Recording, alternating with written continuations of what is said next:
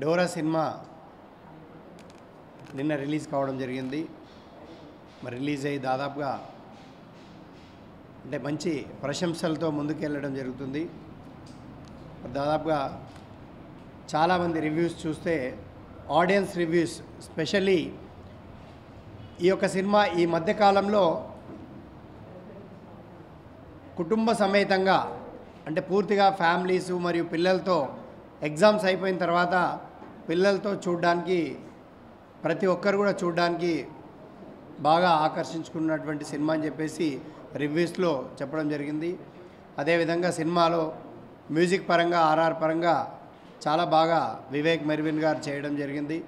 మరి ఈ సినిమాలో నయనతార గారు అంటే దాదాపుగా తను చేస్తున్నటువంటి సినిమాల కంటే కూడా ఈ సినిమాలో ఇంకా చాలా బాగా పర్ఫామ్ చేసి మరి గతంలో ఏ విధంగా అయితే మయూరి సినిమా రావడం జరిగిందో దానికంటే కూడా గొప్పగా ఇందులో నటించి మంచి పేరు తెచ్చుకొని మంచి క్రెడిట్ సంపాదించుకోవడం జరిగింది.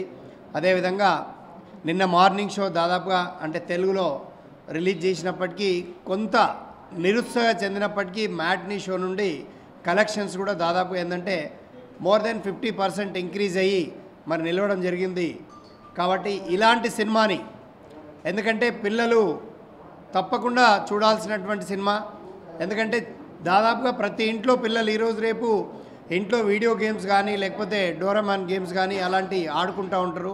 అలాంటి సందర్భంలో ఒక కారులో ఒక దయ్యం మరి ఏ విధంగా ఆ కారును ఆవహించింది, మరి తను ప్రతీకారం ఏ విధంగా తీసుకోవడం జరిగిందని చెప్పేసి నిజంగా ఆ కారు డ్రామా అనేది ఆ ప్లేయింగ్ అనేది చాలా ఇంట్రెస్టెడ్గా ఉంది. కాబట్టి ప్రతి కుటుంబంలో పిల్లలు బాగా ఎంజాయ్ చేస్తారు. కాబట్టి ప్రతి ఒక్క ప్రేక్షకుని కోరుకునేది ఏంటంటే పర్టికులర్గా ఇలాంటి సినిమాల్ని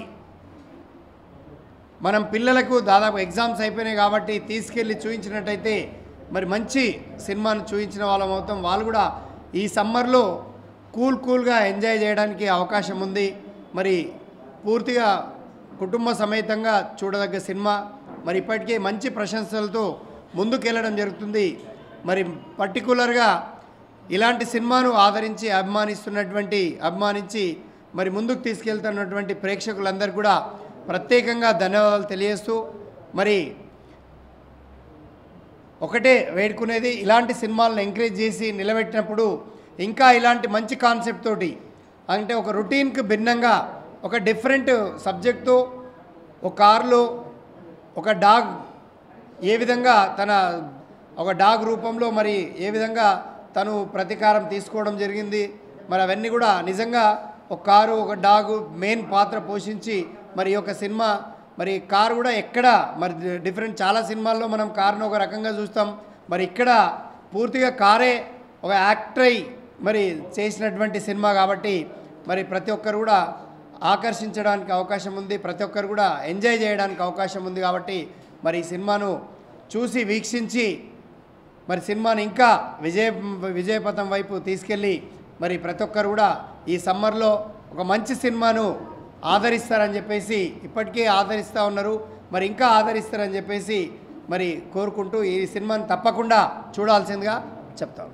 Please subscribe. Please do subscribe. Please subscribe. Please subscribe. Please subscribe to our YouTube channel. All the best.